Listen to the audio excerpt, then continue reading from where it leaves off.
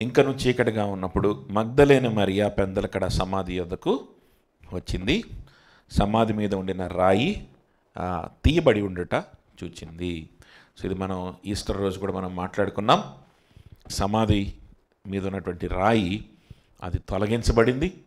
మగ్దలేని మరియతో ప్రభువారు మాట్లాడిన మాటల గురించి మనం మాట్లాడుకున్నాం. చూడండి, ఇక్కడ సజీవుడిగా ఆయన తిరిగి లేచాడు. యోహాను సువార్త కూడా ఆయన దేవుడిగా వచ్చినటువంటి, మానవుడిగా వచ్చినటువంటి దేవుడు అని రుజువు చేయడానికి కొన్ని విషయాలు మనకు రాస్తూ ఉండడని మనం మాట్లాడుకున్నాం. క్రైస్టాలజీ, క్రీస్తు శాస్త్రం, క్రీస్తును సరిగ్గా అర్థం చేసుకోవడానికి క్రీస్తులో ఉన్న దైవత్వము అలానే క్రీస్తులో ఉన్నటువంటి మానవత్వం రెండు కూడా అర్థం చేసుకోవాలి. క్రీస్తు శాస్త్రం అన్నప్పుడు ఈ రెండు ఉంటాయి అని మనం మాట్లాడుకున్నాం కదా. So Christ's divinity and Christ humanity. So ఈ రెండిట్లో ఏది మనం మిస్ అయినా మనం క్రీస్తుని సరిగ్గా అవగాహన చేసుకోలేకపోతాం. ఈ రెండిట్లో ఏది మనం మిస్ అయినా మనం తప్పుడు బోధల్లో పడిపోయే అవకాశం ఉంది. సరిగ్గా యేసుక్రీస్తుకి శిష్యులుగా మనం మారలేని పరిస్థితుల్లోకి మనం వెళ్ళిపోతాం. శిష్యరికం అంటే ఏంటో మనకు అర్థం కాదు. యేసుక్రీస్తుకు జీవితం ఇవ్వడం అంటే ఏంటో మనకు అర్థం కాదు.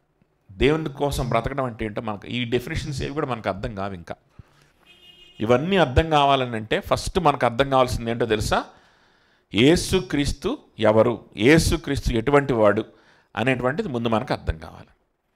సో ఆయన పూర్తిగా దేవుడు, పూర్తిగా మానవుడు. ఆయన పూర్తిగా దేవుడు, ఆది నుండి ఉన్నటువంటి వాడు. ఆయన మానవ మాత్రుడు కాదు, దేవుని చేత సృష్టింపబడిన వాడు కాదు, కానీ సృష్టికి అంతటికి కూడా కారణభూతుడైనటువంటి సృష్టికర్త, తండ్రితో సమానుడైన వాడు అనే విషయం ఇక్కడ యోహాను మనకు చాలా స్పష్టంగా చెప్పడానికి ప్రయత్నం చేస్తూ ఉంటాడు. ఆ ఛార్జింగ్ తీసేసి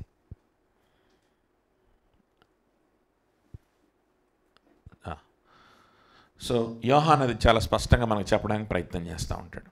ఇంకా ఆయన యొక్క మానవత్వాన్ని గురించి కూడా స్పష్టం చేయడానికి ప్రయత్నం చేస్తుంటాడు. ఎందుకని?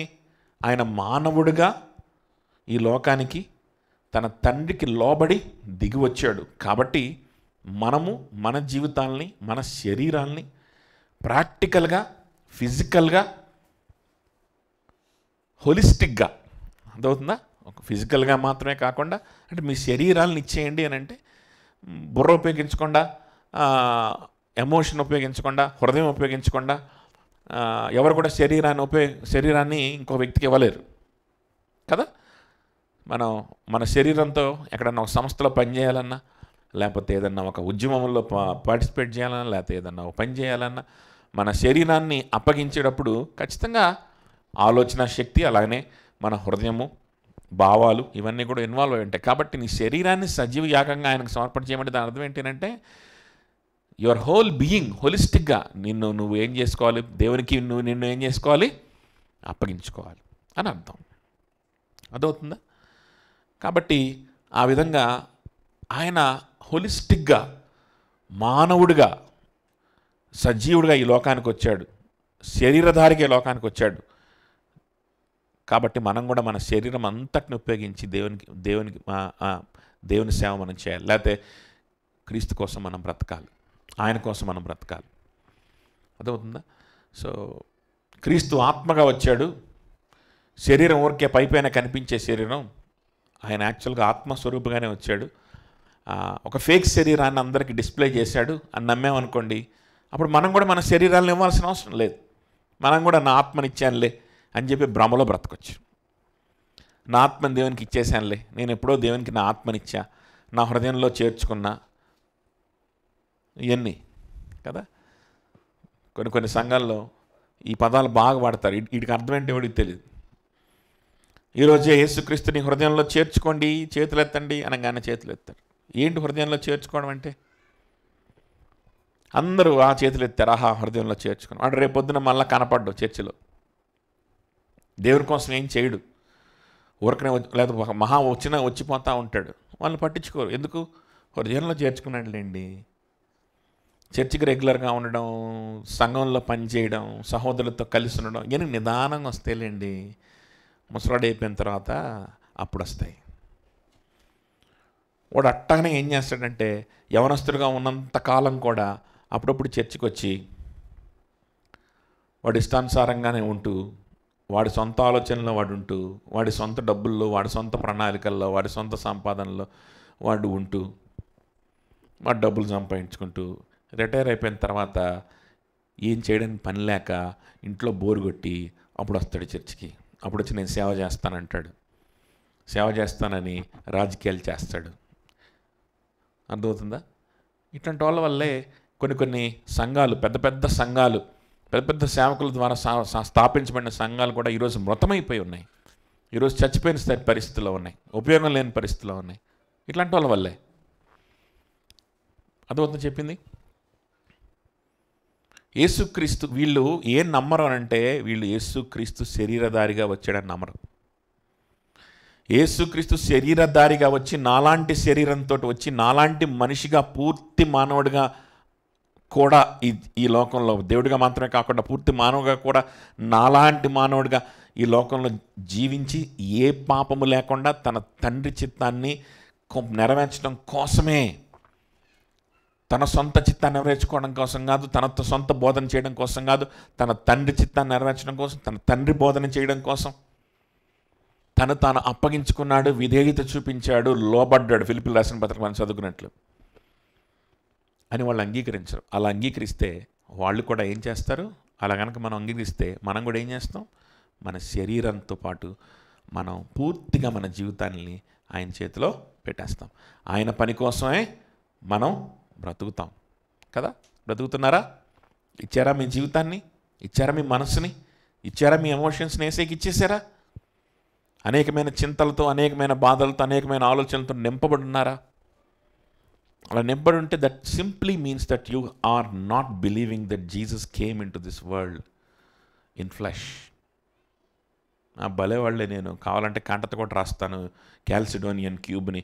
నువ్వు కంటత పెట్టుకున్నా కూడా నువ్వు అంగీకరించట్లా, నీ హృదయంలో దాన్ని అంగీకరించలా, ఆ సత్యాన్ని అని అర్థం.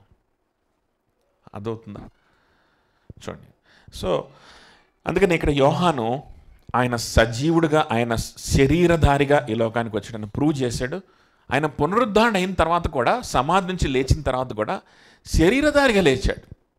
ఆయన శరీరధారిగా రాకపోతే, శరీరధారిగా మరణించి, సిలువలో శరీరధారిగా నరకాన్ని అనుభవించి, శరీరధారిగా ఉన్నప్పుడే ఆయన సమాధిలో పెట్టబడి,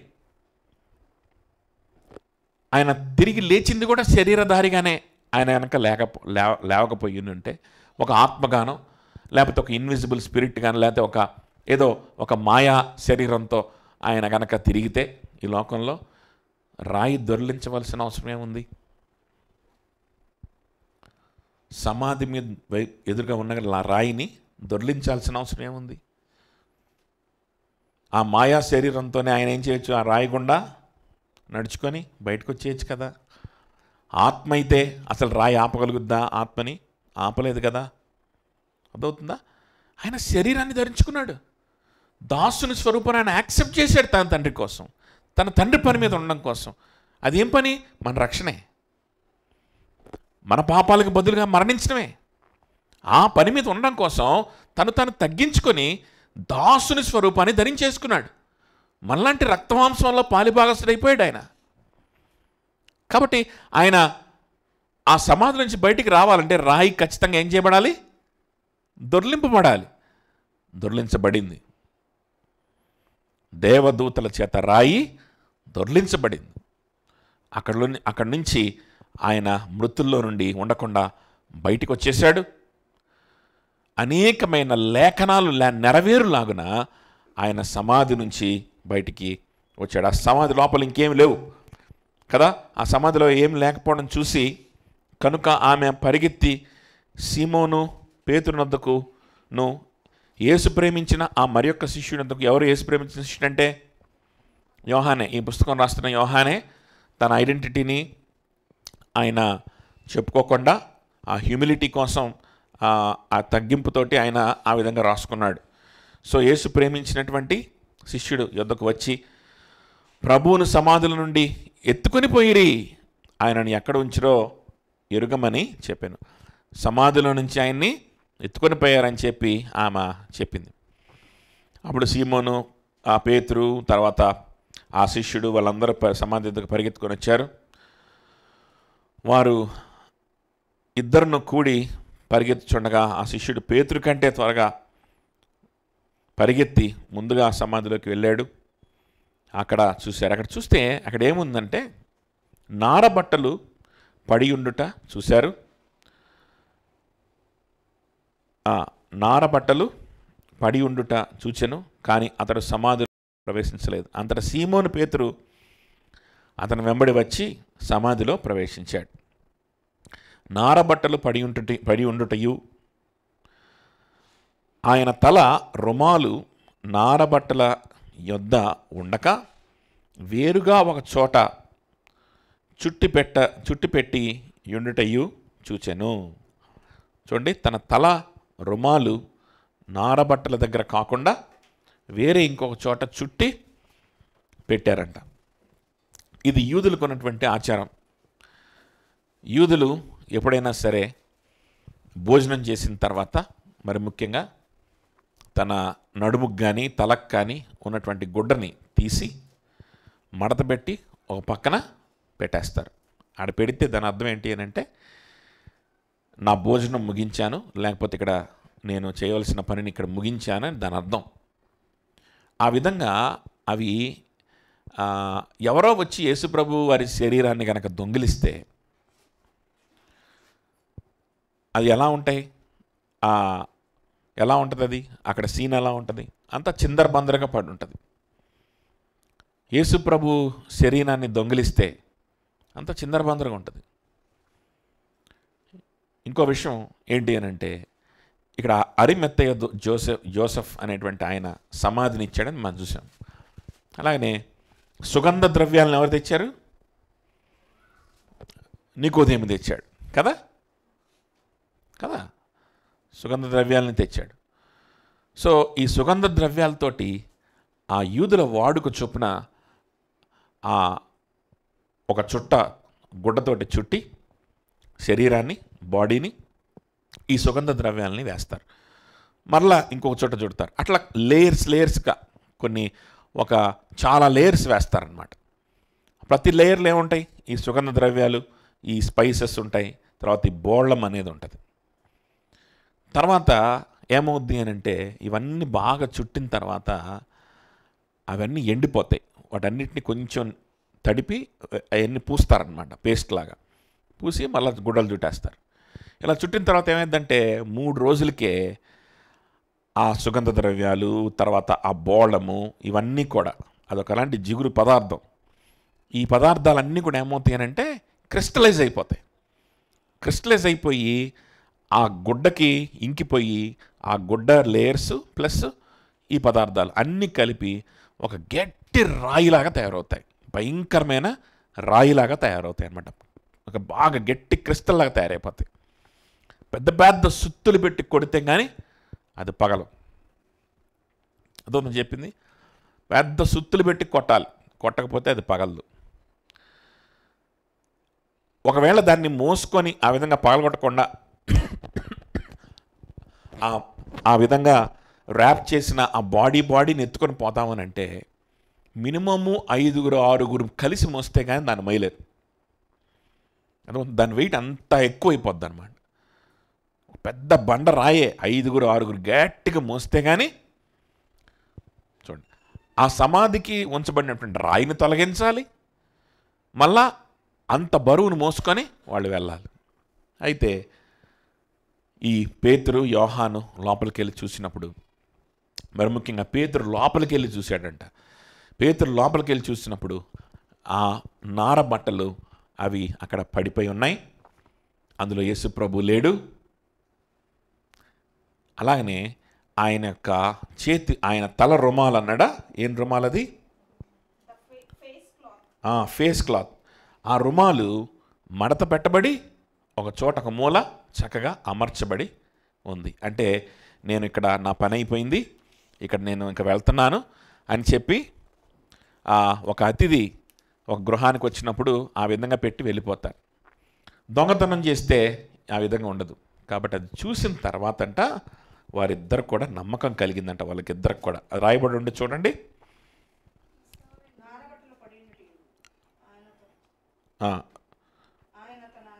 చూచెను. ఆ తర్వాత 8వ వచనం చూడండి. అప్పుడు మొదట సమాధి యొద్దకు వచ్చిన ఆ శిష్యుడు లోపలికి పోయి చూచి నమ్మెను. అంటే దానికంటే ముందు ఇద్దరు నమ్మలా, అది కూడా రాయబడింది 9వ వచనంలోనే. ఆయన మృతుల్లో నుండి లేచుట అగత్యమని లేఖనము వారింకను గ్రహింపరయిరి. అంతటా ఆ శిష్యులు తిరిగి తమ వారి యొద్దకు వెళ్ళిపోయారు.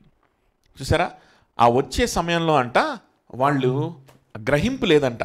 ఆయన మృతుల్లోంటి లేపబడతాడని వాళ్ళకి ఏం లేదు, గ్రహింపు లేదు, విశ్వాసం లేదు.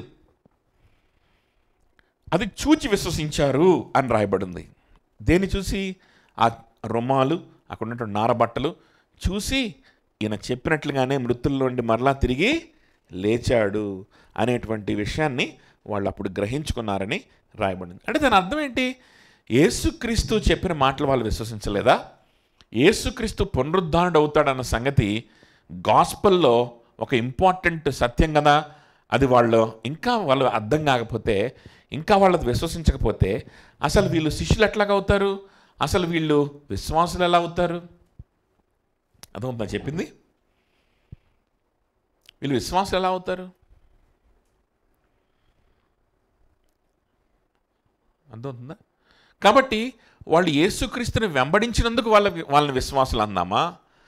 ఇన్ని నాళ్ళు యేసుక్రీస్తుని వెంబడించి, ఇన్నాళ్ళు యేసుక్రీస్తుతోనే ఉండి, యేసుక్రీస్తుతోనే బ్రతికి, ఆయన్ని విడిచిపెట్టకుండా, ఇస్కరియోతు యూదా లాంటి వాడు విడిచిపెట్టినప్పటికీ వీళ్ళు మాత్రం విడిచిపెట్టకుండా ఆయన చెప్పిన మాటలు వింటూ, ఆయనతో బ్రతుకుతూ, ఆయన నడిపించిన దగ్గరికల్లా నడుస్తూ ఆయనతో కలిసి పనిచేస్తూ ఉన్నారు కదా. మరి అలా పనిచేసినందుకు, అలా ఉన్నందుకు వాళ్ళని విశ్వాసులు అనాలా? లేకపోతే పునరుద్ధానాన్ని గురించి ఇప్పుడు వాళ్ళకి క్లియర్ అవగాహన వచ్చింది, ఇప్పుడు వాళ్ళు విశ్వసించారంటే ఇక్కడ రాశాడు కదా. సో ఇప్పుడు వాళ్ళని విశ్వాసులు అనాలా? దేన్ని బట్టి వాళ్ళని విశ్వాసులు అనాలి అని కనుక మనం ఆలోచన చేస్తే, దీన్ని ఉపయోగించుకొని శిష్యులు ఇంకా విశ్వాసులు అవ్వలేదు, వాళ్ళలో ఇంకా విశ్వాసం పెరగలేదు, లేకపోతే వాళ్ళ విశ్వాసం ఇంకా ఫామ్ అవ్వలేదు, వాళ్ళు నిజమైన విశ్వాసంలోకి రాలేదు, వాళ్ళు స్లోగా విశ్వాసంలోకి వచ్చారు. కాబట్టి మనం కూడా స్లోగా విశ్వాసంలోకి రావచ్చు. మనం కూడా ముందు దేవుని గురించి ఎంత తెలిస్తే అంత తెలుసుకో. ఉట్టి ఇన్ఫర్మేషన్ తెలిస్తే ఉట్టి ఇన్ఫర్మేషన్ తెలుసుకో. యేసుబాబు శిలువలో చచ్చిపోయాడు, పునరుద్ధారణ అయ్యాడు, నీ పాపాన్ని తీసేస్తాడు, విశ్వాసం ఉంచు, అంతవరకు తెలుసుకో,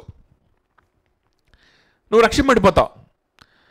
ఆ తర్వాత స్లోగా నువ్వు డిసైపుల్ అవ్వచ్చు, స్లోగా నువ్వు విశ్వాసం అవ్వచ్చు, నువ్వు డిసైపుల్ కూడా అయిపోతావు. ఎందుకని? యేసుక్రీస్తు శిష్యులే, అపోస్తలులుగా మారిన వాళ్ళే ఒక్కసారిగా విశ్వాసులు అవ్వలేకపోయారు కదా. ముందు కొన్ని విషయాలు తెలుసుకున్నారు.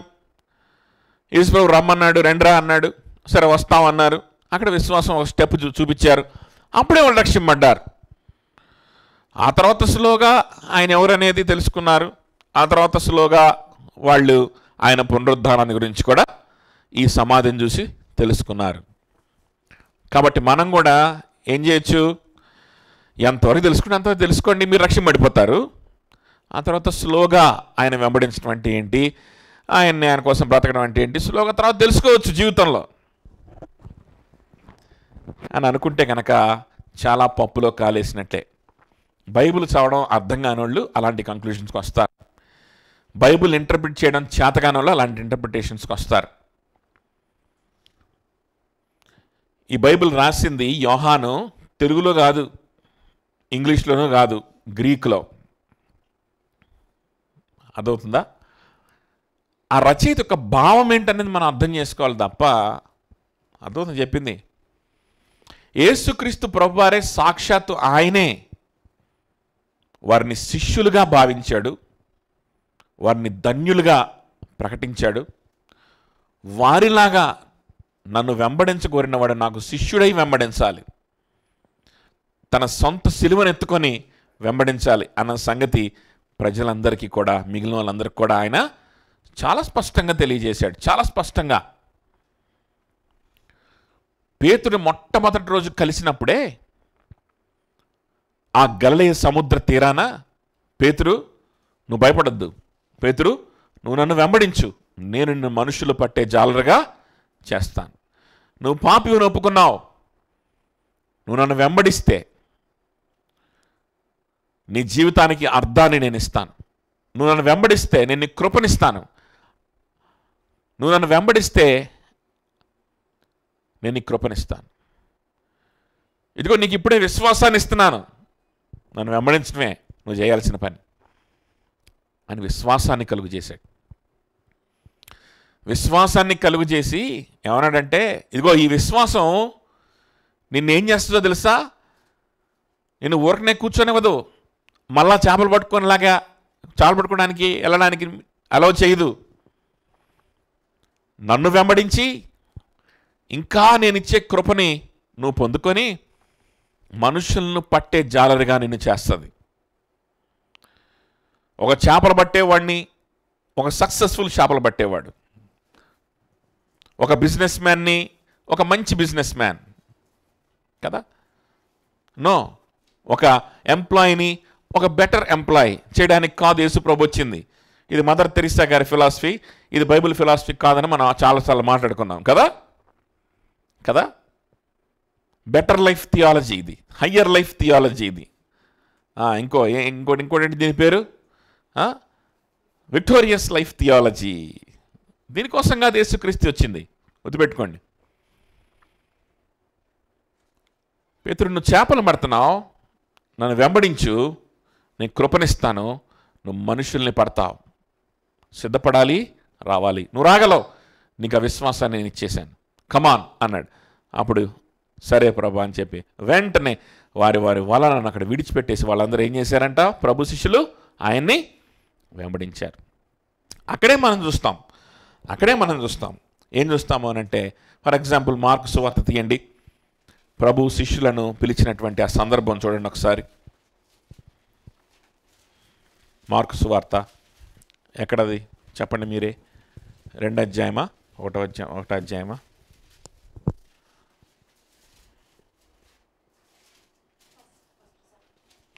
ఫస్ట్ చాప్టర్ 1వ అధ్యాయం 16-17 వచనాల చదవండి. ఎక్కడంట? గలిలయ. చాలా జాగ్రత్తగా గమనించండి, ఇది మనసులో పెట్టుకోండి, చాలా ఇంపార్టెంట్ ఇది, తర్వాత తెలుస్తుంది. ఆయన గలిలయ సముద్ర తీరమున వెళ్ళుచుండగా సీమోను సహోదరులకు అంద్రెయయు సముద్రములో వలవేయుట చూచెను. వారు జాలరులు. యేసు, నా వెంబడి రండి, నేను మిమ్మల్ని మనుషులను పట్టు జాలరులుగా చేసేదనని వారితో చెప్పెను. తర్వాత వెంటనే వారు తమ వలలు విడిచి ఆయనను వెంబడించిరి. ఆయన ఇంకా కొంత దూరం వెళ్లి జెబెదయి కుమారుడగు యాకోబును అతని సహోదరులకు యోహానును చూచెను. వారు దోణిలో ఉండి తమ వలలు బాగు చేసుకొనిచుండిరి. వెంటనే ఆయన వారిని పిలువగా వారు తమ తండ్రి అయిన జెబెదయిని దోణిలో జీతగాండ్రి యొద్ద విడిచిపెట్టి ఆయనను వెంబడించిరి. చూసారా? జెబెదయి కుమారులు ఎవరు? యోహాను, యాకోబు కదా. పేతురు సహోదరుడు ఆంద్రేయ. సో పేతురు ఆంద్రేయులు ఉన్నారు, వచ్చేసారు. అక్కడే ఆ గలిలయ సముద్రం తీరంలోనే యోహాను, యాకోబులు కూడా జాలర్లే. వాళ్ళకు కూడా బోట్స్ ఉన్నాయి, జీతగాండ్రు ఉన్నారు వాళ్ళ దగ్గర, జీతానికి పనిచేసే వాళ్ళు ఉన్నారంటే మంచి పెద్ద ఫిషర్మెన్ అన్నమాట. కాస్త సొంత బోట్లు, సొంత స్టాఫ్ కూడా ఉన్నారు. ఆ స్టాఫ్ తోటి తన తండ్రిని విడిచిపెట్టి, తండ్రి మన వాళ్ళతో పాటు ఉండు, మేము యేసయ్యను వెంబడించాలి అని ఆయన ఏం చేశారంట? వెంబడించేశారు కదా. సో ఇక్కడ మనకు కనిపిస్తున్న పేతురు, యోహాను, వీళ్ళ చరిత్ర అక్కడ ఉంది. చూసారు ఎక్కడ నుంచి స్టార్ట్ అయిందో? గలిలయ సముద్ర తీరం దగ్గర నుంచి స్టార్ట్ అయింది. సీ ఆఫ్ గ్యాలిలీ దగ్గర నుంచి స్టార్ట్ అయింది. అక్కడి నుంచి వెంబడించడం ప్రారంభించారు. యేసు ప్రభుని వెంబడిస్తూనే ఉన్నారు. ఆయన్ని వెంబడిస్తే ఆయనలోనే మాకు జీవితం ఉందని వాళ్ళు అంగీకరించకపోతే వెంబడిస్తారా? ఇంకా ఆయనతోనే కలిసి బ్రతకాలి, ఆయన కోసమే బ్రతకాలని నిర్ణయించుకోకపోతే వెంబడిస్తారా? చెప్పండి, వెంబడిస్తారా? ఆయనే దేవుని కుమారుడు, ఆయనే మెస్సయ్య, ఆయనే జీవాహారమైన వాడు, ఆయనలోనే మాకు నీతి ఉంది. మేమేదో నీతి నిజాయితీగా వ్యాపారం చేసుకొని మంచిగా సంపాదించుకొని భార్య పిల్లలను పోషించుకొని తల్లిదండ్రుల దగ్గర బంధుమిత్రుల దగ్గర మంచి పేరు తెచ్చుకుంటే కాదు మాకు నీతి. యేసుక్రీస్తుని వెంబడిస్తేనే మాకు నీతి అని అనుకోకపోతే వెంబడిస్తారా? ఏం నీతిపరుడురా నువ్వు, తండ్రిని విడిచిపెట్టేసి వెళ్తావు అని చెప్పి యోహాన్ని యాకోబుని తిట్టరా? నా నీతి వీళ్ళల్లో లేదు, నా నీతి వీళ్ళ మాటల్లో లేదు, నా నీతి యేసయ్యలో ఉంది అనుకోకపోతే వస్తారా? రారు.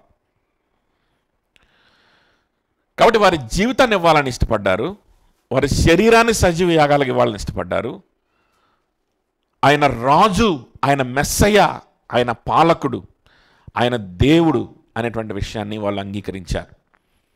పూర్తిగా మానవుడిగా ఉన్నటువంటి పూర్తిగా దేవుడు అనే విషయాన్ని వాళ్ళు చాలా స్పష్టంగా గుర్తించారు. ఆ తర్వాత ఆయన పునరుద్ధానాన్ని గురించి చెప్తా ఉన్నప్పుడు వాళ్ళు చదివినటువంటి లేఖనాలని జ్ఞాపకం చేసుకొని ఉంటారు, లేదు ఆయన చెప్పక ముందే జ్ఞాపకం చేసుకొని ఉంటారు. ఇందాక మధ్యాహ్నం ఒకళ్ళ ఇంటర్వ్యూ, మన ఆర్టీఎఫ్ వాళ్ళ ఇంటర్వ్యూ పెట్టుకొని వింటా ఉన్నాను అనమాట. అందులో చెప్తున్నాడు సాయికృష్ణ గోమటం అనేటువంటి ఒక ఆయన ఉన్నాడు, థియాలజీ చదువుతున్నాడు, మంచి థియాలజీ స్కాలరు. ఆయన చెప్తున్నాడు యూదులకి చాలా రిగరస్ ట్రైనింగ్ ఉంటుంది, వారి లేఖనాలు వాళ్ళకి బాగా తెలుసు. వాడు చేపలు పట్టుకునేవాడైనా వాడికి అక్షరం రాకపోయినా సినగోగుల్లో వాటిల్లో వెర్బల్గా లేఖనాలు ప్రాపగేట్ అయ్యిందే వెర్బల్గా, నోటి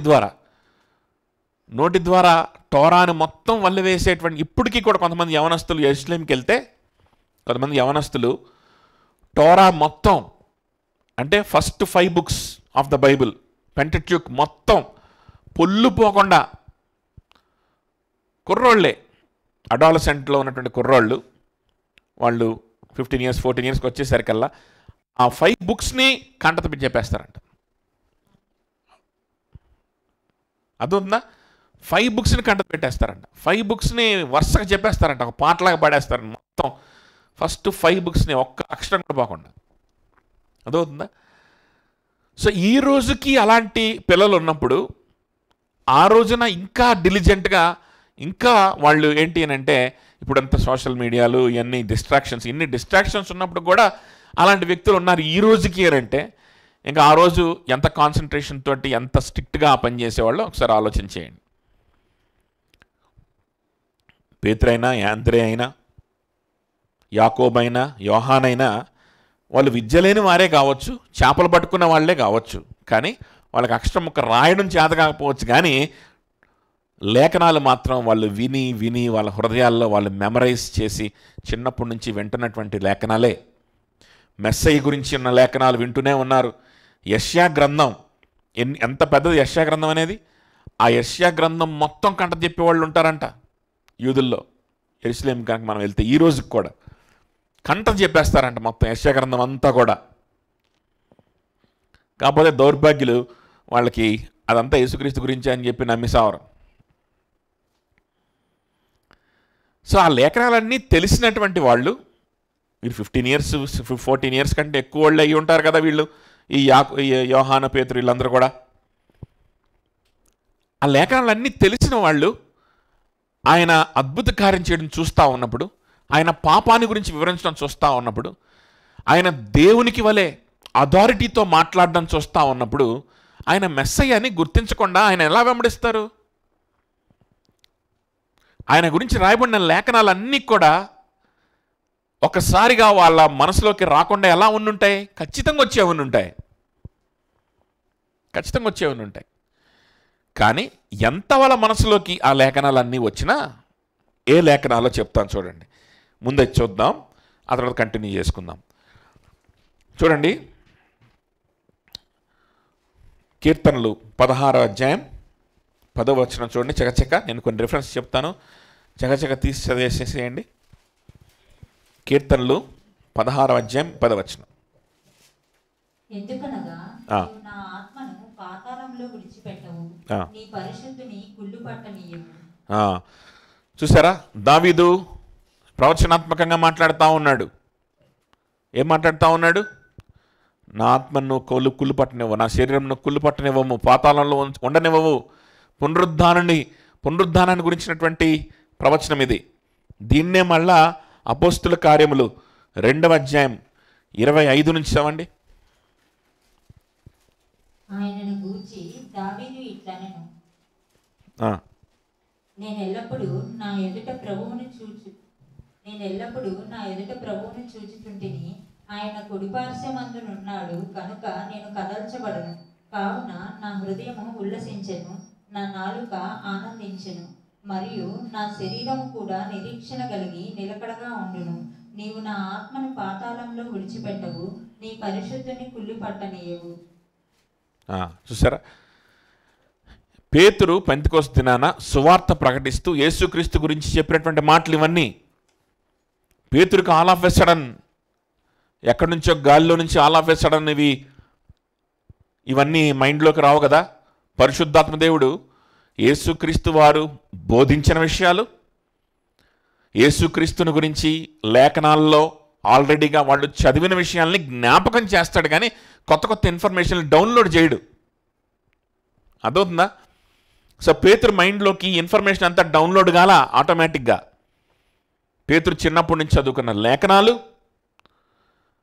యేసుక్రీస్తులో ఆ లేఖనాలు నెరవేర్పు చూడడం, ఆ రెండు అవి కంపేర్ చేసుకోవడం. యేసుక్రీస్తు ప్రభువారు కూడా ఆయన పునరుద్ధానాన్ని గురించి మాట్లాడిన మాటలు ఇవన్నీ కొరలేట్ చేసుకొని ప్రసంగం చేశాడు. అర్థమవుతుందా? ఆటోమేటిక్గా చెప్పినవి కాదు. దేవుడు ఎవరిని కూడా అలా రోబోట్ లాగా ఆటోమేటిక్గా మెమరీ కార్డు పెట్టి బటన్ నొక్కడం. అర్థమవుతుందా? ఆ స్పీకర్లో మెమరీ కార్డు పెట్టి బటన్ నొక్కితే అది వాగుద్ది. ఆ విధంగా పేతురు చేత వాగించాడు అనుకోకూడదు. ఎప్పుడు కూడా గుర్తుపెట్టుకోండి, ఎప్పుడు పరిశుద్ధాత్మ దేవుడు అలా చేయడు. జీవాన్లోకి నడిపిస్తాడు పరిశుద్ధాత్మ దేవుడు, అంతేగాని ఒక యంత్రంలాగా వాడుకోవడం మనల్ని ఎప్పుడు కూడా. గుర్తుపెట్టుకోండి. ఫిలిప్పీయుల రాసిన పత్రికలో మనం మాట్లాడుకున్నాం, మన ఇచ్చయించుటకును కార్యసిద్ధి కలుగు చేసుకుంటకును శక్తివంతమైన దేవుడు, కార్యసిద్ధి కలుగు చేసేటువంటి దేవుడు అని చెప్పి మనం మాట్లాడుకున్నాం కదా. అర్థమవుతుందా? సో మనలో తలంపులు పుట్టించి, నిర్ణయాలు కలిగించి, ప్రణాళికలు కలిగించి, కార్యసిద్ధి కలుగు చేసి మనల్ని వాడుకుంటాడు. అంతే తప్ప రోబోట్లాగా మనల్ని మెమరీ కార్డు పెట్టి వాడుకోడు. గుర్తుపెట్టుకోండి. మరి జ్ఞానం అంతా ఎక్కడి నుంచి వచ్చింది పేతురికి? ఈ రిఫరెన్స్లన్నీ ఎక్కడి నుంచి తీస్తున్నాడు? సామ్స్ రిఫరెన్స్ కొటేషన్లు చేస్తున్నాడు కదా. ఎలా కొటేషన్ చేస్తున్నాడు ఇంత స్పష్టంగా?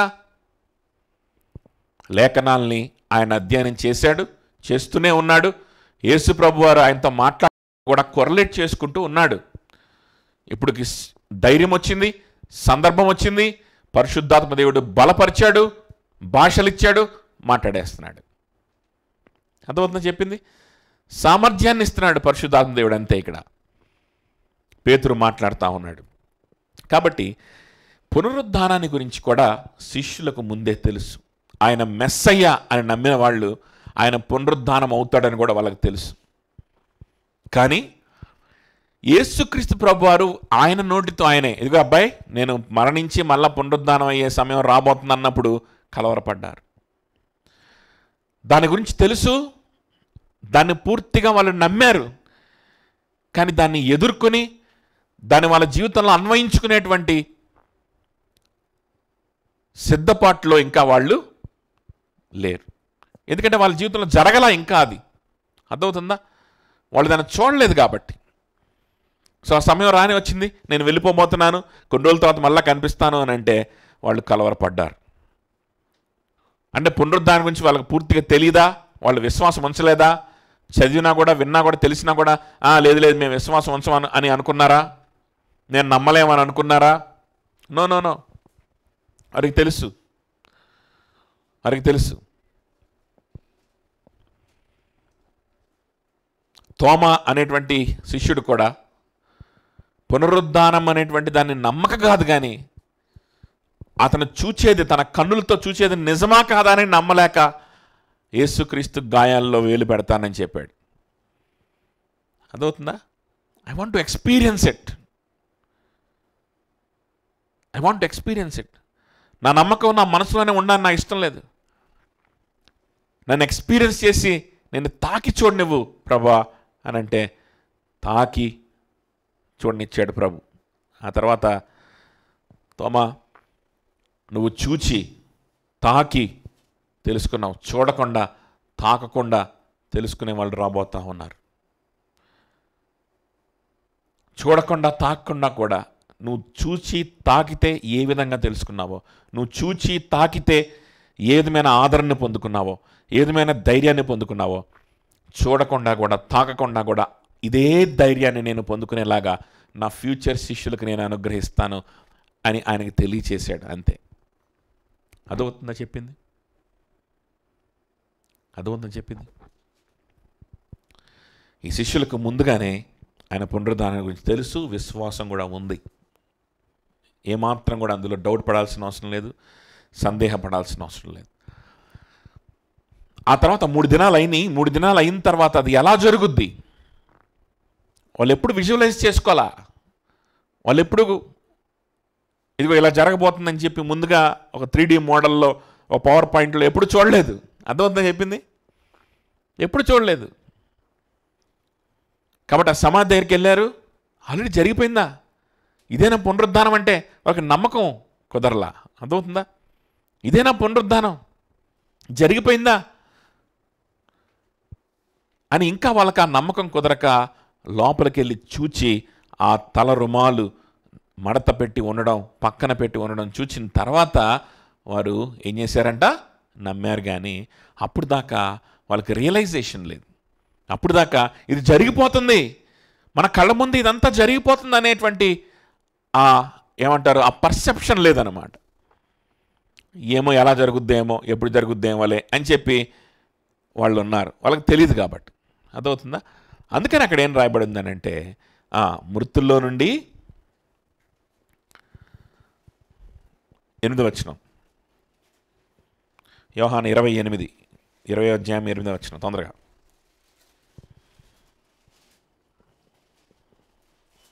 నా ప్రభువా నా దేవా. అందుకు తోమా ఆయనతో, నా ప్రభువా నా దేవా అనెను. యోహాను సువార్త 20వ అధ్యాయం, ఆయన మృతుల నుండి లేచుట అగత్యమను లేఖనము, ఆ లేఖనము నెరవేరుతుంది, వాళ్ళ కళ్ళ ముందే నెరవేరిపోతుందని వాళ్ళు గ్రహించలేకపోతున్నారు. అంతే తప్ప దాని మీద విశ్వాసం ఉంచట్లేదని చెప్పి అక్కడ రాయబడలే. అర్థమవుతుందా? అర్థమవుతుందా? ఆ లేఖనము ఖచ్చితంగా నెరవేరాలి, నెరవేరుద్దని తెలుసు, రిజరక్షన్ ఉంటుందని తెలుసు, కానీ వాళ్ళ కళ్ళ ముందు ఇప్పుడే నెరవేరిపోతుంది. ఎగ్జాక్ట్గా 3 రోజుల్లో నెరవేరిపోతుంది. ఎగ్జాక్ట్గా యోనాలాగా ఎగ్జాక్ట్గా దేవుడు మృతుల్లో నుండి ఆయన చెప్పినట్లుగానే 3 దినాల తర్వాత వాళ్ళ కళ్ళ ముందే, ఈ లైఫ్ టైంలోనే వాళ్ళు దాన్ని చూడగలుగుతారని వాళ్ళు ఊహించలా. అదవుతుందా? యేసుక్రీస్తు గురించిన ప్రతి విషయం వాళ్ళు అంగీకరించారు. అంగీకరించడం మాత్రమే కాకుండా జీవితాన్ని యేసయ్యకి సమర్పణ చేసుకున్నారు. గుర్తుపెట్టుకోండి. వాళ్ళు ఫస్ట్ డే నుంచి గలిలయ సముద్రంలో యేసుక్రీస్తుతో వాళ్ళ జర్నీ స్టార్ట్ అయిన దగ్గర నుంచి కూడా హోలిస్టిక్ ఫెయిత్నే వాళ్ళు కలిగి ఉన్నారు. సంపూర్ణమైన విశ్వాసాన్నే వాళ్ళు కలిగి ఉన్నారు తప్ప ముక్కలుగా అంచెలంచెలుగా విశ్వాసం అనేటువంటిది వాళ్లకు కలగల. పూర్తి విశ్వాసం, యేసుక్రీస్తు గురించిన పూర్తి విశ్వాసం, ఆయన మెస్సయ్యని, ఆయన దేవుని కుమారుడని, ఆయన వీరి కోసం మరణించడానికి వచ్చినటువంటి గొర్రెపిల్లని, ఆయన మరణిస్తాడు, మళ్ళీ తిరిగి లేచి రాజుగా సింహాసనాన్ని మీదకి వెళ్తాడని స్పష్టంగా వాళ్ళు ముందు నుంచే, డే 1 నుంచే వాళ్ళు అంగీకరించారు. అంగీకరించడం మాత్రమే కాకుండా ప్రాక్టికల్గా దాన్ని ఎలాగా అప్లై చేసుకున్నారు? వారి జీవితం మొత్తం ఆయనకి ఇచ్చేయడం ద్వారా వాళ్ళు అప్లై కూడా చేసుకున్నారు. విశ్వాసం లేకపోవడం ఏంటి? విశ్వాసం అనేటువంటిది ఒకే ఒక ఇన్స్టెన్స్లో కలుగుద్ది. గుర్తుపెట్టుకోండి, హోలిస్టిక్గా కలుగుద్ది. అయితే ఇలా యేసుక్రీస్తు గురించి అన్ని విషయాలు అంగీకరించడానికి విశ్వాసం వచ్చేసింది, ఒక్కసారి వచ్చేస్తుంది. అదవుతుందా? ఆయన రాజును ఒకసారి, ముందు ఆయన ఉండి స్వస్థపరుస్తాడని ఒకసారి, ఆయన చేపలు ఇస్తాడని ఒకసారి, ఆ తర్వాత స్వస్థ ఇస్తాడని ఒకసారి, ఆ తర్వాత లేదు పాపం కూడా క్షమిస్తాడని ఒకసారి, లేదు ఆయన రాజు, ఆయన లోబడాలని ఇంకొకసారి. అట్లా రాదు. ఆయన గురించిన అన్ని అంశాల మీద విశ్వాసం ఒకేసారి వచ్చేస్తుంది. అదవుతుందా? ఒకేసారి ఆయన రాజని, ఆయన దేవుడని, ఆయన సార్వభౌముడని, ఆయన కింద బ్రతకాలని, ఆయనకు జీవితాన్ని ఇవ్వాలని, ఆయన దేన్నైనా చేయగలడని, ఆయన పాపాలను క్షమించడానికి వచ్చిన మెస్సయ్యని, గొర్రెపిల్లని, అన్ని అంశాల మీద ఒకేసారి విశ్వాసం వచ్చేస్తుంది. అదవుతుంది చెప్పింది. అయితే ఆ విశ్వాసాన్ని అప్లై చేసుకునే ప్రక్రియ, ఆ విశ్వాసాన్ని మనము మన జీవితానికి అన్వయించుకోవడం అనేటువంటి విషయంలో మనం అంచెలంచెలుగా జీవితంలో ఎదుగుతాం. అర్థమవుతుందా? యేసుక్రీస్తు గురించిన అర్థమైందా? మీకు అర్థమైందా తమ్ముడు? వింటున్నావా? అర్థమైందా? యేసుక్రీస్తు గురించినటువంటి అన్ని అంశాల మీద ఒకేసారి విశ్వాసం వస్తుంది. అలా వస్తేనే అది నిజమైన విశ్వాసం. అందుకని ఆయన రాజని, ఆయనకి జీవితాన్ని నువ్వు ఇస్తేనే నువ్వు నిజంగా రక్షింపబడినట్టు, నిజంగా నువ్వు విశ్వాసం ఉంచినట్టు. అంటే దాంట్లో ఎంతవరకు నువ్వు స్థిరంగా కొనసాగుతావు? శోధనలు వచ్చినా, ఇబ్బందులు వచ్చినా ఎంతవరకు ఆ విశ్వాసంలో స్థిరంగా కొనసాగుతావు? ఎంతవరకు దాన్ని నువ్వు నీ జీవితాన్ని అప్లై చేసుకుంటావు? ఇంకా ఎంత కాన్స్టెంట్గా, ఎంత కన్సిస్టెంట్గా దేవునికి నువ్వు డిసైపుల్గా ఉంటావు అనేటువంటిది ఆ విషయంలో నువ్వు ఎదుగుతావు. ఆ విషయంలో తప్పుడుదడుగులు వేస్తాం, ఆ విషయంలో పడిపోతుంటాం. ఆ కన్సిస్టెన్సీ విషయంలో మనం ఏం చేస్తాం? మనం ఎదుగుతాం. అర్థమవుతుందా? అది విశ్వాసంలో ఎదగడం అంటే. అంతేగాని ఆయన ఎవరో అసలు తెలుసుకోకుండా, ఆయన గురించి పూర్తిగా అవగాహన లేకుండా మనం ఎట్టి పరిస్థితుల్లో రక్షింపబడిన వాళ్ళం అవ్వము. మన జీవితం ఆయనకి ఇవ్వాలని అంగీకరించకుండా, ఆయన వెంబడించడానికి కనీసం ఒక్క అడుగన్నా నువ్వు వేయకుండా, ఒక్క అడిగేం కర్మ, గల్లీల నుంచి బయలుదేరినోళ్ళు అడుగులు వేయడం ఆపన కూడా ఆపలేదు. అక్కడికక్కడికి వలలు విడిచిపెట్టి ఇంటికి వెళ్ళి బోట్లు అమ్ముకొని, వలలు అమ్మేసుకొని, ఎంత కొంత అమౌంట్ పట్టుకొని బయలుదేరదాం అని కూడా అనుకోవాలి. వాళ్ళు వలలు విడిచిపెట్టి రాయబడింది, అక్కడ రాయబడింది అదే కదా. వలలు విడిచిపెట్టి వెంబడించారని అంటేను ఇంకంతకంటే ఇంకేం కావాలి? ఇంకంతకంటే గ్రాఫికల్గా ఇంకేం చూపించాలి? అర్థమవుతుందా? అలా ఉంటుంది విశ్వాసం. అయితే ఆయన పునరుద్ధానుడయ్యాడు అవ్వడం, ఇవన్నీ వాళ్ళు ప్రాక్టికల్గా చూడడం, చూసిన దాన్ని వాళ్ళు అన్వయించుకోవడం. ఫస్ట్ ఏమొచ్చింది? సిలువ వచ్చింది. బాబా నేను సిలువే పడతాను, నేను మీకు కనపడను అన్నాడు. కలవరం వచ్చింది. సిలువను చూశారు, దాన్ని డైజెస్ట్ చేసుకోవాలి. అప్పటిదాకా అంగీకరించారు, కానీ అది డైజెస్ట్ చేసుకోవాలి. అంటే దాన్ని ప్రత్యక్షంగా దాన్ని వాళ్ళు అనుభవించలేదు. ఇప్పుడు వచ్చేసింది, ఆ స్థితి వచ్చింది. దాన్ని డైజెస్ట్ చేసుకోవాలి. ఆ పరిస్థితి గుండా వెళ్ళాలి. ఆ పరిస్థితిలో వాళ్ళు బలపరుచుకోవాలి. For example పేతురున్నాడు. ఆ పరిస్థితిలో ఏం చేశాడు? పాపం భయపడిపోయాడు. నేను ఎరుగను అన్నాడు. ముమ్మారు ఏం చేశాడు? ముమ్మారు ఆయన అబద్ధం చెప్పాడు, ఆయన విసర్జించేశాడు, మనుషుల దగ్గర ఆయన్ని డెనై చేశాడు. ఆ తర్వాత ఆయన విలపించాడు, పశ్చాత్తాపడ్డాడు కదా, లేఖనాల్లో రాయబడి ఉన్నాయి. ఆయన పశ్చాత్తాపడ్డాడు, ఆయన సరి చేసుకున్నాడు. ఇలాంటి సిచ్యువేషన్ వస్తే నేను ఇలా మారిపోతానమాట, నాలో ఈ బలహీనత ఇంకా ఉందన్నమాట. నమ్ముతున్నాడు ఆయన మెస్సయ్య, నా కోసమే ఆయన మరణిస్తున్నాడని నమ్ముతున్నాడు. నమ్మక కాదు, ఆ సిచ్యువేషన్ హ్యాండిల్ చేయడం అర్థం కాక, ఆ భయాన్ని హ్యాండిల్ చేయడం అర్థం కాక, ఆ యూదులు ఏం చేస్తారో, వాళ్ళు ఏం చేస్తారో, నన్ను కూడా సిలువేస్తారేమో, ఏం చేస్తారో, మన భార్య పిల్లల్ని హ్యాండిల్ చేయడం అర్థం కాక ఏం చెప్పాడంటే వెంటనే అప్పటికప్పుడు తప్పించుకున్నాడు, కానీ దేవునికి మాత్రం దూరం అయిపోలా. పశ్చాత్తాపడ్డాడు. దూరం నుంచి అయినా ఆ జరుగుతున్నాయని చూస్తూనే ఉన్నాడు. ఇంకా ఏం జరిగిందో చెప్తాను, ఆశ్చర్యకరమైన విషయాలు చూడండి. నేను ఈ చదువుతా ఉన్నప్పుడు ఏంటి వీళ్ళ విశ్వాసం, ఇంతవరకు పునరుద్ధానాన్ని గురించి కూడా క్లారిటీ లేదని అని ఉంది కదా. ఏంటి వీళ్ళకి విశ్వాసం లేదా, వీళ్ళకే విశ్వాసం లేదని అంటే వీళ్ళని కదా మనం డిసైపుల్స్ అనుకుంటున్నాం, వీళ్ళు కదా మనం మాదిరి చూస్తున్నాం అనే డౌట్ వచ్చింది. ఆ తర్వాత మళ్ళీ నేను చదువుతా ఉన్నప్పుడు నాకు వచ్చిన ఇంకో డౌట్ ఏంటంటే, వీళ్ళు మరియా సమాధి దగ్గరికి వెళ్ళింది, అసలు సమాధి ఎక్కడ చేశారు, అక్కడ రాయబడింది కదా 19లో రాయబడింది కదా, చూడండి సమాధి ఎక్కడ చేశారు.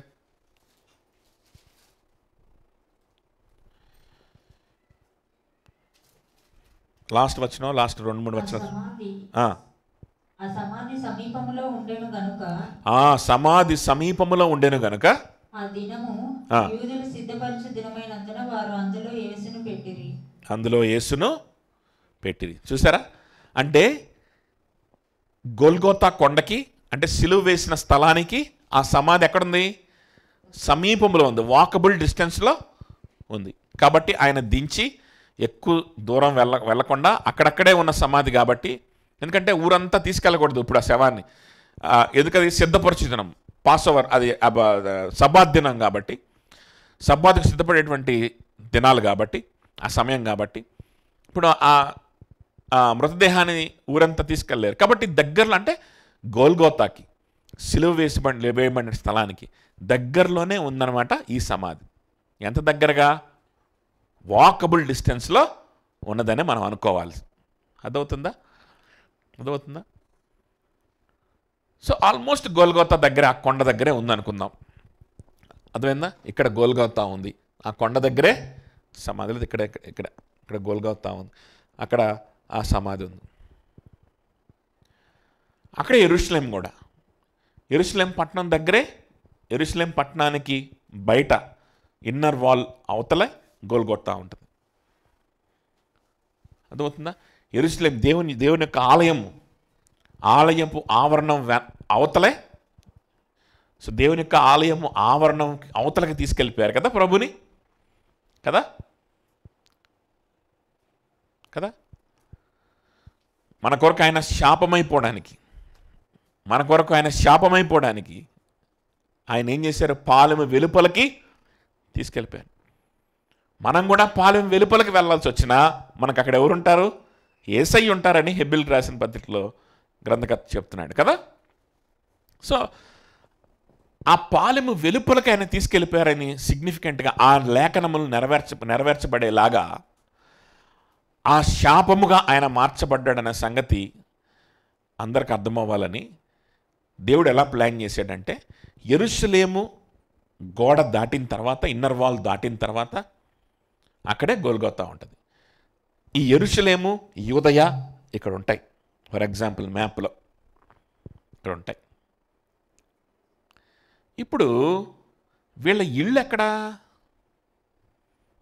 ఆ కిందనే 19వ వచనంలో ఏం రాశాడు, 9వ వచనంలో ఏం రాశాడు, 10వ వచనంలో the disciples went back to their homes కదా, వారి ఇళ్ళ దగ్గరికి వాళ్ళు వెళ్ళిపోయారు. సరే, వెళ్ళిపోవడం, ఇళ్ళ దగ్గరికి వెళ్ళిపోయారు, బాగానే ఉంది. ఇప్పుడు చూడండి, ఆ 2 వచనాలు, వాళ్ళు విశ్వాసం ఉంచలేదు, వాళ్ళ పునరుద్ధరణ అవుతున్న లేఖనం నెరవేరాలన్న సంగతి వాళ్ళు గ్రహించుకోలేదు. దాని కిందనే ఏం రాశాడు, ఎవడిళ్ళకి వాడు వెళ్ళిపోయాడు. ఈ 2 వచనాలు మాత్రమే కలిపి పదే చదివితే మనకేమర్థమైద్ది అంటే, విశ్వాసులు, ఈ డిసైపుల్స్ ఎవరైతే ఉన్నారో వీళ్ళు కూడా అలాగే ఉన్నారులే, నేను కూడా ఎట్టే ఉన్నాం, జీవితాంతం ఏం కాదు, పరలోకానికి వెళ్తాం అని అనిపిస్తుంది మనకి. అర్థమవుతుందా చెప్పింది? వీళ్ళు ఎంత అద్దుమానంగా ఉన్నారు, వీళ్ళే డిసైపుల్స్ అయితే నేను ఎందుకు డిసైపుల్ అవను, నేను కూడా డిసైపుల్నే అనిపిస్తుంది. అర్థమవుతుందా? పునరుద్ధరణ అవడం అగత్యమైన సంగతి వాళ్ళు గ్రహించలేదు. ఆ తర్వాత వచనంలో ఎవరిలో కాళ్ళు వెళ్ళిపోయారు, నమ్మారు, లోపలికి వచ్చారు, చూసిన తర్వాత నమ్మాడు. ఆ తర్వాత ఏం చేశారంటే ఎవరిలో కాడు వెళ్ళిపోయాడు. ఇదేంటిది? బహుశా అలా కూడా వెళ్ళొచ్చు అనమాట. బహుశా అదేం కావాలని దేవుడికి కావాల్సింది. పునరుద్ధరణ is pro very good, nice అని చెప్పి ఎవరిళ్ళ కాళ్ళు వెళ్ళిపోయి ఎవరి పనులు వాళ్ళు చేసుకోవాలి. అదా అక్కడ మనం నేర్చుకోవాల్సిన విషయం. నాకు వచ్చిన డౌట్ ఏంటంటే, ఎవరెళ్ళకాళ్ళు వెళ్ళిపోయారని రాయబడింది, బాగానే ఉంది. వెళ్ళడం ఎవరెళ్ళకాళ్ళు వెళ్ళిపోయారు, రావడం ఎక్కడి నుంచి వచ్చారు? రావడం ఎక్కడి నుంచి వచ్చారు? రావడం కూడా ఎవరెళ్ళ దగ్గర నుంచి వాళ్ళు వచ్చారా? ఎవరెళ్ళ దగ్గర నుంచి వాళ్ళు రావాలంటే వీళ్ళందరూ ఇల్లు ఏడున్నాయి? పేతురిల్లు, యోహానిల్లు, మగ్దలేని మరి ఇల్లు ఎక్కడున్నాయి? ఇల్లు ఎక్కడున్నాయి? ఎక్కడి నుంచి వచ్చారు వీళ్ళంతా? గలిలయ సముద్రం నుంచి వచ్చారు, గలిలయ ప్రాంతం నుంచి వచ్చారు. ఇప్పుడు నాకు డౌట్ వచ్చి, బైబిల్ వెనకాల మ్యాప్ ఉంటుంది. ఇప్పుడు తీబాకండిలే కానీ తర్వాత మీరు చూసుకోండి. బైబిల్ వెనకాల మ్యాప్ ఉంటుంది. మ్యాప్లో యెరూషలేం ప్రాంతం, యెరూషలేం పక్కన కెద్రోను వాగు, కెద్రోను వాగు దగ్గర ఇటు పక్కనేమో గెత్సెమనే తోట, ఇటు పక్కనేమో గోల్గోతా కొండ ఉంటుంది. ఆ గోల్గోతాకి గెత్సెమనేకి మధ్యలో ఎక్కడో సమాధి చేశారు. అర్థమైందా? ఇక్కడికే వీళ్ళందరూ పరిగెత్తుకొని వచ్చారు. గుర్రం వేసుకొని రాలా, పరిగెత్తుకొని వచ్చారు. వాకబుల్, పరిగెత్తుకొని వచ్చారు. అర్థమవుతుందా? అదే గడియలో జరిగింది. ఒక్క మార్నింగ్లో జరుగుతున్న విషయాలు ఇవన్నీ, 2-3 రోజుల్లో జరుగుతున్న విషయాలు కాదు. అదే మార్నింగ్ మరి వెళ్ళింది, మళ్ళీ మరి వెనక్కి వచ్చింది, వీళ్ళకి చెప్పింది, మళ్ళీ వీళ్ళు వెళ్ళారు, వీళ్ళు వెనక్కి వచ్చారు, మరి ఎక్కడే ఉంది, మరి యేసు ప్రభుతో మాట్లాడింది.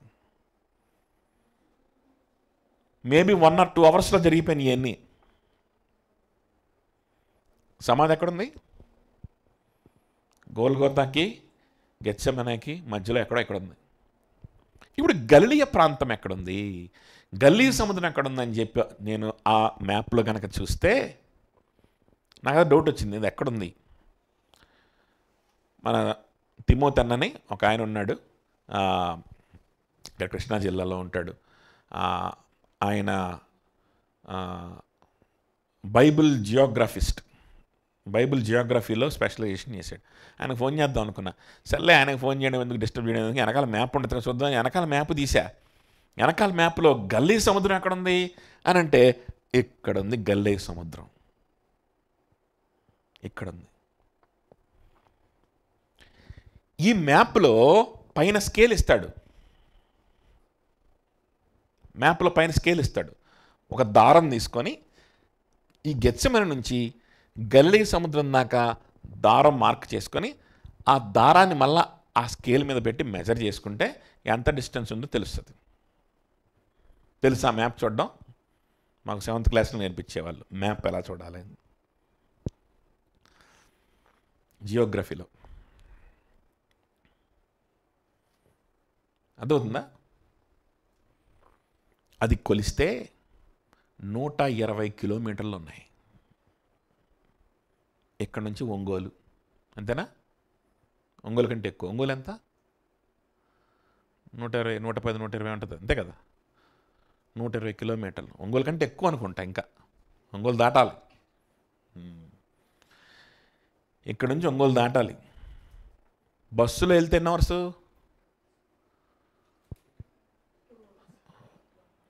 2 అవర్స్ గరుడా బస్సు అయితే ఆంటీ, మామూలు బస్సులో 2 అవర్స్లో ఏడాలి ఒంగోలు. 4 అవర్స్ పట్టిద్ది, 4 అవర్స్ ఈజీగా పట్టిద్ది. ఏది మామూలు పల్లె వెలుగులు వెళ్తే కదా. కారులో వెళ్ళినా 2.5 to 3 అవర్స్ ఈజీగా పట్టింది, 3 అవర్స్ ఈజీగా పట్టింది.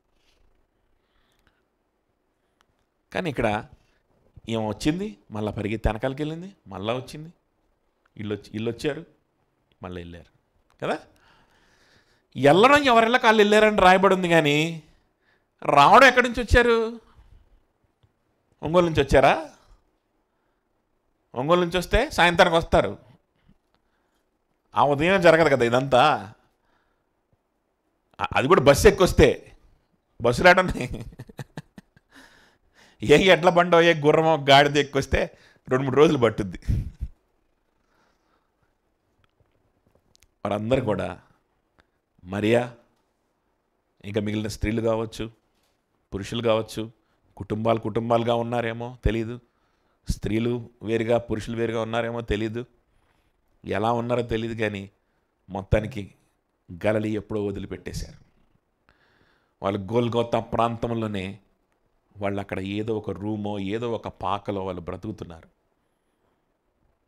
ఇళ్ళకి వెళ్ళలేదు. పునరుద్ధానాన్ని నమ్మని వాడు ఇళ్ళకెళ్ళకుండా అక్కడ ఎందుకుంటాడు? అర్థమవుతుంది చెప్పింది. అది జరిగిపోయింది తన కళ్ళ ముందే అన్న సంగతి నమ్మలేకపోయారేమో, కానీ పునరుద్ధానాన్ని నమ్మనోడు ఆ 3 రోజులు ఆగిన తర్వాత వెళ్దామని చెప్పి అక్కడ ఎందుకు ఉంటాడు? వీళ్ళందరూ అక్కడ ఎందుకు ఉంటారు? అర్థమవుతుంది చెప్పింది. ఇంటి దగ్గర నుంచి 120 కిలోమీటర్లు. ఆ రోజుల్లో ఉన్నటువంటి ఏ వాహనం ఎక్కెళ్ళినా 1 రోజు ప్రయాణం పట్టుద్ది ఇంటి దగ్గర నుంచి. అర్థమవుతుందా? ఎందుకుంటారు అక్కడ? వారి జీవితాన్ని ఎప్పుడో ఇచ్చేశారు ప్రభుకు, గుర్తుపెట్టుకోండి. వాళ్ళు వెను తిరగలేదు, గుర్తుపెట్టుకోండి. విశ్వాసంలో వెనక్కి వెళ్ళలేదు, గుర్తుపెట్టుకోండి. అది విశ్వాసం అంటే, అది విశ్వాస అంటే, అది డిసైపుల్షిప్ అంటే. That is a disciple. అర్థం చేసుకోండి. విశ్వాసం అంటే అది. జరుగుతున్న లేఖనాలు, నెరవేరుతున్న లేఖనాలు ఎలా అన్వయించుకోవాలో అర్థం కాకపోవచ్చు ఒక్కోసారి. బలహీనపడిపోవచ్చు ఒక్కోసారి. కళ్ళ ముందు జరుగుతుందాన్ని గుర్తించలేకపోవచ్చు ఒక్కోసారి. ఇదంతా గ్లోరిఫికేషన్ కదా, క్రీస్తు యొక్క గ్లోరిఫికేషన్ అనుకున్నాం కదా కదా. చూడండి, రిజరక్షన్, దీని గురించి వాళ్ళు డీటెయిల్స్ వాళ్ళు అనుభవించే కొద్దీ క్రీస్తు యొక్క గ్లోరీ వాళ్ళకి అర్థమవుతుంది. క్రీస్తు యొక్క గ్లోరీ వాళ్ళకి అర్థమయ్యే కొద్దీ తండ్రి క్రీస్తుని ఎంతగా హెచ్చించాడో, ఫిలిప్పీయుల రాసిన మొదటి మనం చదువుకున్నాం. తండ్రిని దేవుడు ఎంతగా హెచ్చించాడు, అన్ని నామముల కంటే పైనామముగా ఎలా హెచ్చించాడో వాళ్ళకి అర్థమవుద్ది. తండ్రి దేవుణ్ణి, తన కుమారుణ్ణి ఎలా హెచ్చించాడో వాళ్ళకి అర్థమయ్యే కొద్దీ వాళ్ళు ఏం చేస్తారు? ఆయన్ని రాజుగా అంగీకరిస్తారు. అందుకని నిజంగా ఇది కల కాదు, ఇది నిజం. నిజంగానే ఆయన చేతులతో నేను గాయంలో వేలు పెట్టానని తెలియంగానే వెంటనే తోమా ఏమన్నాడంటే, నా ప్రభువా, నా దేవా అన్నాడు. My God and my lord. క్రీస్తును చూసినవాడు, క్రీస్తును అర్థం చేసుకున్నవాడు, వారి కళ్ళ ముందు లేఖనాలు ఎలా జరుగుతున్నాయో వాళ్ళు గమనిస్తున్నవారు, వారిలో వచ్చేటువంటి స్పందన ఇది. నిజమైన విశ్వాసులు, నిజమైన శిష్యుల్లో వచ్చేటువంటి స్పందన. ఇలాంటి విశ్వాసాన్ని మన జీవితాల నుంచి ప్రభు కోరుకుంటున్నాడు, గుర్తుపెట్టుకోండి. Not anything less than this, not anything less than this. నీ హృదయం అంతా నీ సొంత బాధల గురించి, నీ సొంత అవసరాల గురించి, నీ సొంత ఆలోచనలతో నింపబడి, నీ బుర్రంతా ఏవేవో ఆలోచనల చేత నింపబడి, చింతల చేత, యాంగ్జైటీస్ చేత నింపబడి, ప్రభు గురించి ఆలోచించడానికి, ఆయన ఆరాధన చేయడానికి, ఆయన సంఘముతో ఉండడానికి, తోటి సహోదరులతో కలిసి పరిచయం చేయడానికి సమయం కూడా లేనటువంటి పరిస్థితుల్లో, గజిబిజి గందరగోళంలో విశ్వాసం నిన్ను ఉంచదు, గుర్తుపెట్టుకో. ఉంచదు. అది విశ్వాసం కాదు కాదు కాదు. ఎంత గందరగోళంలో అయినా సరే వాళ్ళు సంఘముగా కలిసి, ఏం సంబంధం? జబదయి కుమారులకి, పేతురికి ఏంటి సంబంధం? ఈ మగ్దలేని మరియకి, వీళ్ళందరికీ ఏంటి సంబంధం? ఏం సంబంధం? వీళ్ళే కాదు, శిష్యులందరూ ఉన్నారు అక్కడ. అది అర్థమైపోతుంది మనకి. తర్వాత మనం చూస్తాం, శిష్యులందరూ చోట కూర్చొని ఉంటే అక్కడికి వచ్చేస్తాడు ప్రభువారు. అక్కడికి వచ్చేస్తారు. ఏ ప్రాంతం అనేది మనం చూడాలి, కానీ అక్కడికి వచ్చేస్తాడు. వాళ్ళందరూ కలిసే ఉంటున్నారు. చాలామంది బైబిల్ స్కాలర్స్ చెప్పేది ఏంటంటే, వాళ్ళు ఎవరి ఇళ్ళకి వాళ్ళు వెళ్ళిపోయారని చెప్పిన విషయం ఏంటి అంటే, అక్కడ దగ్గరలోనే వాళ్ళు ఏర్పరచుకున్నటువంటి గృహాలకి వాళ్ళు వెళ్ళుండొచ్చు అనేటువంటిది ఒక థియరీ. ఇంకో థియరీ ఏంటి అని అంటే, వాళ్ళు నిజంగానే గలిలీకి పరిగెత్తుండొచ్చు. ఎందుకు అనంటే, ఈయన పునరుద్ధానుడయ్యాడన్న సంగతిని, ఈయన నిజమైన దేవుడు, ఈయన మెస్సయ్య, మన పాపం ఇంత మరణించి అన్ని నామముల కంటే పైనామముగా హెచ్చింపబడ్డాడనే సంగతిని అందరికీ తెలియచేయడానికి, యోహాను మరి ముఖ్యంగా యేసుక్రీస్తు ప్రభు వారి తల్లి అయినటువంటి మరియా, ఆయనతోనే ఉంది కదా, ఆమెకు తెలియచేయడానికి గృహానికి పరిగెత్తాడేమో, వారి గృహాలకు పరిగెత్తారేమో, ఆయన సువార్తను ప్రకటించడానికే పరిగెత్తారని చాలామంది బైబిల్ కామెంటేటర్స్ రాస్తూ ఉన్నారు. అర్థమవుతుందా? వాళ్ళు విశ్వాసంలో పడిపోయి కాదు. విశ్వాసులు చూసాం, బాగానే ఉంది, ఈస్టర్ అయిపోయింది, గుడ్ ఫ్రైడే అయిపోయింది అని దులుపుకొని పోయేవాడు విశ్వాసి కాదు. అది కాదు అక్కడ మనకు నేర్పిస్తుంది శిష్యులు, గుర్తుపెట్టుకోండి. You can never call your self a disciple. You can never call your self a person of faith, a redeemed person, if you have such an attitude. And that is what? That is not something which is demonstrated here. That's not what is exactly happening here. అది కాదు ఇక్కడ జరుగుతుంది. అటువంటి attitude విశ్వాసం అనిపించుకోదు. అటువంటి attitude ఉన్నవాడు రక్షింపబడలేదు, గుర్తుపెట్టుకోండి. కాబట్టి వారు యేసుక్రీస్తుని తమ రాజుగా అంగీకరించడం అనేటువంటి దాన్ని అక్కడ పూర్తిగా ప్రాక్టికల్గా వారి జీవితం ద్వారా వారు చూపిస్తూ ఉన్నారు. అందుకని అపోస్తుల కార్యంలో కూడా పేతురు చెప్తాడు చూడండి, 2వ అధ్యాయం 36వ వచనం చూస్తే కనుక, 2వ అధ్యాయం 36వ వచనం. మీరు సిలువ వేసిన ఈ యేసునే ప్రభువుగాను క్రీస్తుగాను నియమించెను. సిలువ వేసిన ఈ క్రీస్తునే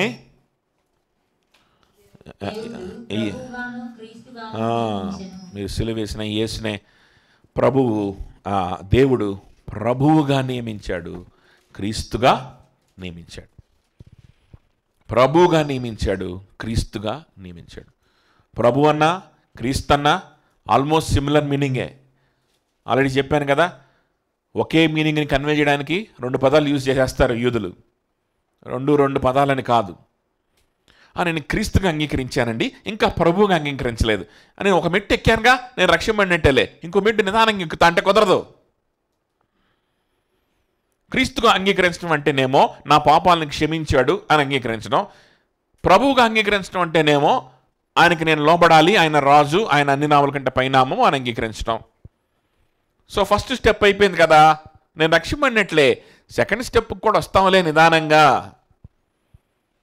నాకు కూడా పెంతెకొస్తు జరిగితే, పెంతెకొస్తు దినంలాగా నా మీద కూడా పరిశుద్ధాత్మ అభిషేకం వస్తే, భాషలు మాట్లాడి గిలగిల కొట్టుకొని ఎగిరి చప్పట్లు కొట్టి కింద దొల్లాడి టచ్ అనగానే కింద పడిపోయి అప్పటి నుంచి నేను ప్రభువుగా అంగీకరించి దేవుని సేవ చేయడం మొదలు పెడతాను. అలాంటి వాళ్ళు సేవకులు అవుతారు. లేదు అనుకున్న వాళ్ళు మామూలుగా ఫస్ట్ స్టేజ్లోనే ఆయన క్రీస్తుగా అంగీకరించి ఆయన మెస్సయ్య, ఆయన పాపాలను క్షమించాడని అటుండిపోతారు. దీనంతా దిక్కుమాలిన ఎక్స్ప్లెనేషన్ ఇంకెక్కడా ఉండదు. ఇంగిత జ్ఞానం కూడా లేనోడు ఇట్లాంటి ఎక్స్ప్లెనేషన్ చేస్తాడు. ఇంగిత జ్ఞానం కూడా లేనోడు, భాష చదవడం కూడా చేతగానోడు చేస్తాడు ఇట్లాంటి దిక్కుమాలిన ఎక్స్ప్లెనేషన్. అదవుతుంది చెప్పింది.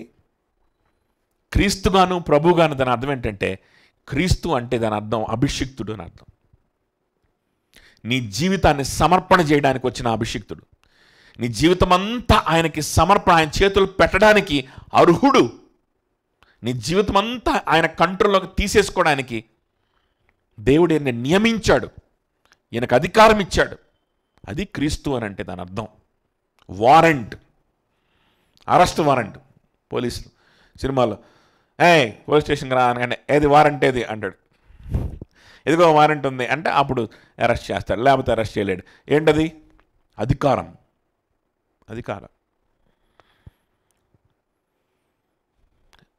ప్రతి నాలుక ఆయనే ప్రభు అని ఒప్పుకోవాలి. ప్రతి మోకాలు ఆయన ఎదుట ఏమవ్వాలి? వంగాలి. నాకు జీవితాన్ని ఇచ్చేయండి, నేనే నీకు జీవాహారాన్ని, నేనే నీకు నీతిని అని అంటే, నువ్వు నాకు నీతి ఎట్లాగా అవుతావయ్యా? నువ్వే జీవాహారాన్ని, నీలోనే అన్నీ ఎత్తుకోవాలా? అట్టట్టు ఎత్తుక్కుంటాను. నాకు ఫ్రెండ్స్ కావాలి, ఎంటర్టైన్మెంట్ కావాలి, వాళ్ళు కావాలి, వీళ్ళు కావాలి, వాళ్ళు మెచ్చుకోవాలి, వీళ్ళు మెచ్చుకోవాలి, బంధువులు కావాలి, వీళ్ళందరూ కావాలి నాకు. అన్నీ నీలోనే ఎత్తుకోమంటే ఎట్లాగా? నా రక్తము తాగి నా మాంసం తినదే నాతో పాత్రుడు, నాకు సంబంధించిన వాడు కాదు. జీవాహారముని నేనే అని అంటే వాళ్ళకి నచ్చలేదు, చంపేద్దాం అనుకున్నారు కదా. మాట్లాడుకున్నాం కదా మనం ఆల్రెడీ. ఈ మాట నచ్చలేదు. ఎలా చెప్తున్నావు ఈ మాట అని అంటే, పేతురు చెప్తున్నాడు, ఆయనకు వారెంట్ ఉందయా. ఆయన దగ్గర ఏముంది? వారెంట్ ఉంది. అందుకే చెప్పాడు. ఊరక చెప్పాడు అనుకుంటున్నారా? పునరుద్ధానము పొందడం ద్వారా ఆ వారెంట్ ఉందన్న సంగతి ప్రూవ్ చేసుకున్నాడు. I have the warrant to take your life. To take over your life. I have the warrant. Can you surrender to me? నన్నే జీవాహారంగా చేసుకుని నాకు సరెండర్ అయిపోగలుగుతారా? నా దగ్గర వారెంట్ ఉంది, నేను క్రీస్తుని. క్రీస్తు అంటే వారెంట్ అని అర్థం. ప్రభు అంటే ఆయన ప్రభుత్వం చేస్తాడు, ఆయన నడిపిస్తాడు అని అర్థం. రెండొకటే. అర్థమవుతుందా? ఆయన ప్రభుగా నియమించాడు, ఆయన ప్రభుగా ఉండడానికి క్రీస్తుగా నియమించి వారెంట్ కూడా ఇచ్చాడు అని అర్థం. అర్థమవుతుంది చెప్పింది? అర్థమవుతుంది చెప్పింది? ఇది రెండంచెలుగా నమ్మేటువంటి సత్యం కాదు, ఒక్కసారే నమ్మాల్సిన సత్యం. గుర్తుపెట్టుకో. ఈ సత్యాన్ని ఉన్నట్లుగా యథార్థంగా పూర్తిగా నువ్వు నమ్మితేనే నువ్వు రక్షింపబడినట్లు, లేకపోతే నీ పాపము నీ మీదే ఉన్నది. యేసయ్యను ఆయన్ను ఆయనగానే నమ్మాలి, దేవుణ్ణి దేవుడిగానే చూడాలి, క్రీస్తును క్రీస్తుగానే చూడాలి. క్రీస్తు అంటే రాజు, ఆ రాజు క్రీస్తు. ఆయనే మీరు సిలువ వేసిన యేసు. లేఖనాలు నెరవేరులాగన ఆయన జీవితంలో ఇవన్నీ జరిగాయి. ఆయన పుట్టుక దగ్గర నుంచి ఆయన మరణము పునరుద్ధానాల దగ్గర దాకా అన్ని లేఖనాలు నెరవేరులాగన జరిగినాయి అని పేతురు అక్కడ లేఖనాలన్నింటినీ చూపించి సువార్త ప్రకటించాడు. ఒకే దినాన 3,000 మంది సంఘంలో చేర్చబడ్డారు. ఎందులో చేర్చబడ్డారు? సంఘంలో చేర్చబడ్డారు. ఏం స్థాపించబడింది ఆ రోజే? ఏం స్థాపించబడింది? రక్షింపడగానే సంఘానికి ఏం వెళ్తారండి? రక్షింపడిన తర్వాత ఒక 4-5 ఏళ్ళు అట్లాగా అటు ఇటు కొట్టుకొని అప్పుడు ఏదన్నా సంఘానికి వెళ్తారు అంటే కుదరదు. ఇక్కడ రక్షింపడంగానే ఎక్కడ చేరారు? పోయి యూత్ గ్రూప్లో చేరారా? ఎక్కడ చేరారు? ఆర్గనైజేషన్లో చేరారా? యూట్యూబ్లో చేరారా? జూమ్ లింకులో చేరారా? ఎక్కడ చేరారు? సంఘంలో చేర్చబడ్డారు. మొట్టమొదటి సంఘం కొత్త నిబంధన సంఘం. వారందరూ కూడుకొని, వారందరూ కలిసి బ్రతుకుతూ, వారందరూ వారి ఆస్తులు నమ్ముకొని, ఇళ్ళ నమ్ముకొని అందరూ వచ్చేసి ఒకే చోట ఉంటూ, యోహాను సువార్త 20వ అధ్యాయంలో ఆల్రెడీగా డిసైపుల్స్ అందరూ అదే పనిచేశారు. గల్లీని వదిలిపెట్టుకొని ఒంగోలు నుంచి గుంటూరు వచ్చి ఇక్కడ మొత్తం ఇక్కడ ఏదో ఇల్లు తీసుకొని అద్దెకి తీసుకొని ఉంటున్నారు. మొత్తం అందరూ ఒకే చోట. యేసుప్రభు పునరుద్ధారణ అవుతాడు చూద్దామని. అదొంత చెప్పింది. సేమ్ వాళ్ళలాగనే విశ్వాసులు కూడా ఏం చేశారు? Same pattern. 3,000 మంది, వీళ్ళు 12 మందే, వాళ్ళు 3,000 మంది. సరే 12 మందితో పాటు ఇంకొక కొంతమంది ఉన్నారనుకుందాం, ఒక 100 మంది. వీళ్ళు 100 మందే మహా అయితే. వాళ్ళు 3,000 మంది, 3,000 మంది అదే ప్యాటర్న్ చేశారంట. అరే వాళ్ళంటే చిన్న గుంపండి, ఆవిడ చేస్తారు, మేమందరం అలా చేస్తాం, మేము కష్టం, మాకు చాలా ఉద్యోగాలు ఉన్నాయి. అలాంటి చేపలు పట్టుకునే వాళ్ళండి వస్తారు, వచ్చి ఆడ ఉంటారు, ఆడబడతారు ఉంటారు. మనం ఉండగలమా అని అనుకున్నారా? అనుకోలేదు. ఆ 3,000 మందిలో చదువుకున్న వాళ్ళు ఉన్నారు, ఆ 3,000 మందిలో పెద్ద పెద్ద ఉద్యోగులు ఉన్నారు, భూములు ఉన్న వాళ్ళు ఉన్నారు, ఆస్తులు ఉన్న వాళ్ళు ఉన్నారా? ఉన్నారు. అనన్య సపేర లాంటి మంచి ఆస్తులు ఉన్న వాళ్ళు కూడా ఉన్నారు. మొత్తం నమ్మేసుకుని వచ్చి అపోస్తుల పాదాల దగ్గర పెట్టేసి అందరు కలిసి ఒక్క దగ్గరే ఉంటూ జియోగ్రాఫికల్గా కూడా అన్నీ వారు కామన్గా కలిగి ఉండి వారు కలిసి ప్రభు సేవలో ముందుకెళ్ళడానికి ప్రయత్నం చేస్తున్నారు. అపోస్తుల బోధలు నేర్చుకుంటూ ఆ బోధలో ఎదుగుతూ ఉన్నారు. యేసుక్రీస్తు గురించి ఇంకా తెలుసుకుంటూ వాళ్ళు అంగీకరించినటువంటి కంప్లీట్ గాస్పెల్ని, వాళ్ళలో కలిగినటువంటి హోలిస్టిక్ ఫెయిత్ని అనుభవపూర్వకంగా ఇంకా వాళ్ళు అన్వయించుకునే విషయంలో ఎదుగుతున్నారు. రొట్టె విచ్చట ఎందును, ప్రార్థన ఎందును, అపోస్తుల బోధ ఎందును, సహవాసం ఎందును ఎడతెగక ఉండి నేర్చుకుంటున్నారు. అందరితో చెప్పింది this is lordship, this is faith, this is true faith which is demonstrated again and again. అడుగడుగునా డెమాన్స్ట్రేట్ చేయబడుతున్నటువంటి నిజమైనటువంటి విశ్వాసం ఇదే. దీనికి భిన్నంగా అపోస్తుల జీవితాలు లేవు, ఆది సంఘం జీవితాల్లో ఎక్కడా లేవు. దీనికి భిన్నంగా ఎక్కడా లేరు. దీనికి భిన్నంగా ఉండి విశ్వాసం అని ఎట్లా చెప్పుకుంటావు? దీనికి భిన్నంగా ఉంటే విశ్వాసం ఎలా అవుతావు? నువ్వు విశ్వాసిగా మారడం అని అంటే ఈ జీవితంలోకి రావడమే కదా.